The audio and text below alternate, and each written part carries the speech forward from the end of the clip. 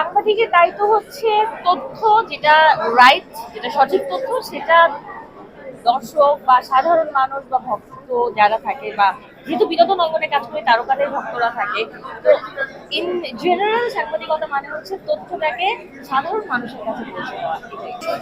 এইটা না আপনারা ক্রাইম রিপোর্টারকে জিজ্ঞেস করবেন, বাট তারপরেও আসলে জার্নালিজমের ক্ষেত্রে প্রতিটা পেশাতেই আমাদেরকে পজিটিভ এবং নেগেটিভ দুইটা পথ, দুইটা পরিবেশের মধ্য দিয়ে যেতে হয়।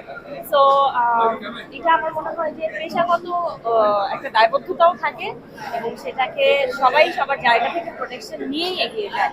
আর অ্যাজ আ বিনোদন জার্নালিস্ট আমি বলবো যে এই জায়গাতেও অনেক কন্ট্রোভার্সি, অনেক কিছু থাকে। তো এটা আসলে সাধারণ মানুষের উপর ডিপেন্ড করে কন্ট্রোভার্সি হবে কি হবে না, বাট আমি যদি রাইট ওয়েতে কাজ করি তাহলে সঠিক তথ্যটা যদি আমি দর্শকদেরকে জানানোর চেষ্টা করে যাই, সেটা আসলে আমার কাছে আনন্দের। এটা ভাগ্য বলতে পারবে, কপালে যা লেখা থাকে তাই হয়। আর সুযোগ পেলে কেন না। না, আমার কখনো কথা বলার সরাসরি সুযোগ হয়নি, বাট আমি পেশাগত খাতিরে, পেশাগত কারণে আমার অনেক দায়বদ্ধতা থাকে, আমি বলেছি। তো সেই জায়গা থেকে ইন্ডাস্ট্রির সকল খবরই আমাকে দর্শকদেরকে পৌঁছাতে হয়। তো সেই জায়গাতেও ঢালু সুপারস্টার, দেশের শীর্ষ নায়ক, তার মুভির নিউজগুলো আমাকে লিখতে হয় বা আমি সেগুলোকে প্রচার করি।